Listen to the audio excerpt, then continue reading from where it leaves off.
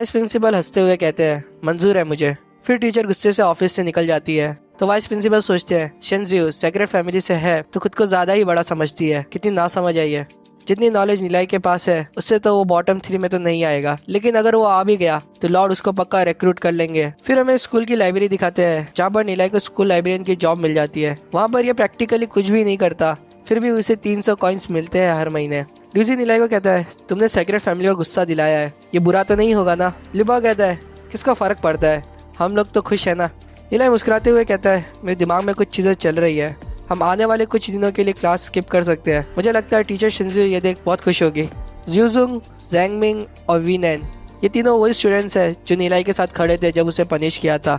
हालांकि तीनों के पास रेड सोल रैल्म है, ये लोग बहुत पैशनेट है और ड्यूजी के साथ अपनी आखिरी सांस तक लड़े थे ग्लोरी सिटी के लिए। भले ही नीला इनसे ज्यादा क्लोज नहीं था अपनी पिछली लाइफ में, ये सभी भरोसेमंद भाई लोग हैं। नीला बताता है उसने 6 बिगनर सोल क्रिस्टल्स लाए हैं और अभी उसे सबका नेचर चेक करना है। ड्यूजी सीट पे बैठते हुए कहता है, नेचर टेस्ट करना है, वो तो हमने किया था ना जब स्कूल स्टार्ट हुई थी। नीला हंसते हुए कहता है, मेरा टेस्ट थोड़ा अलग है। एक सोल क्रिस्टल जो यूज ना किया हो वो बहुत ही सेंसिटिव होता है, ये एक इंसान की सोल रेल्म बहुत अच्छे से बता सकता है। जब 2 या 2 से ज्यादा लोग सेम बिगनर क्रिस्टल को यूज कर लेते हैं तो सोल क्रिस्टल की सेंसिटिविटी चली जाती है, वो सिर्फ इसका सोल रेल्म ग्रेड और सोल पावर ही बता सकता है। लुपा पूछता है, सोल रेल्म ग्रेड और सोल पावर के अलावा हम क्या टेस्ट कर सकते हैं। नीला उसे बताता है कि हम अपनी सोल रेल्म की फॉर्म और उसका एट्रीब्यूट्स भी देख सकते हैं। लुपाओ, वीनैन और ड्यूजी तीनों को ये बात समझ नहीं आती। नीला सभी को एक एक क्रिस्टल देता है और कहता है, इसे अपने पास ही रखना हमेशा। वो बताता है, एक बिगनर सोल क्रिस्टल 500 तक की सोल फोर्स सह सकता है, उसके बाद हमें इंटरमीडिएट क्रिस्टल यूज करना पड़ता है।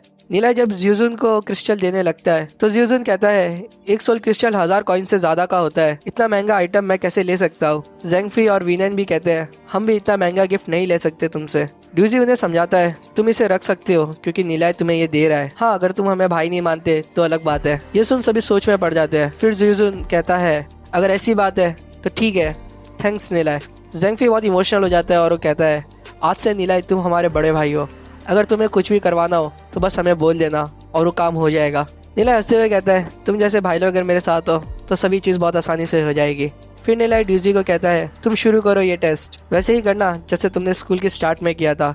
ड्यूजी अपनी एनर्जी सोल क्रिस्टल में इन्फ्यूज करता है और तभी वो सोल क्रिस्टल में कुछ फायरी येलो ऑब्स आ जाते हैं।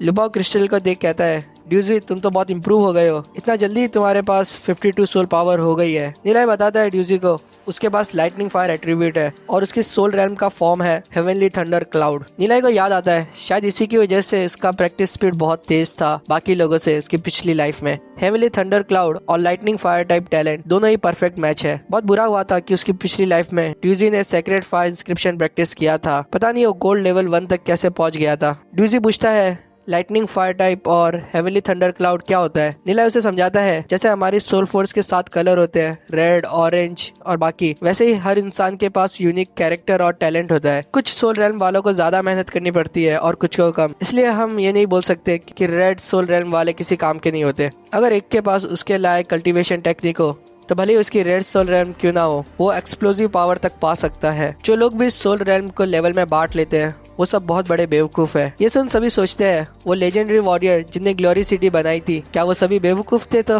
नीला फिर ड्यूजी को बताता है, उसकी येलो सोल सी लाइटनिंग फायर कैटेगरी में आती है और हेवनली थंडर क्लाउड सोल से बहुत ही अच्छा है अगर वो फायर टाइप टेक्निक और इंस्क्रिप्शन फॉलो करे तो। जो त्यान लिंग डेमन बीस्ट है वो इसके लिए बहुत ही सुटेबल रहेगा। अगर ये इससे मर्ज हो पाया तो उसका पोटेंशियल बहुत ही शॉकिंग होगा, लेकिन अगर ये गलत टेक्निक प्रैक्टिस करेगा तो उसका कुछ नहीं हो पाएगा। ड्यूजी कहता है, ये तो बहुत बुरा हुआ, ग्लोरी सिटी की लाइटनिंग फायर टेक्निक तो इनकम्प्लीट है, हालांकि वो क्लासिक में है लेकिन वो सब एंशिएंट लैंग्वेज में है। तभी ड्यूजी को याद आता है, अरे हाँ मेरे साथ तो नीला है,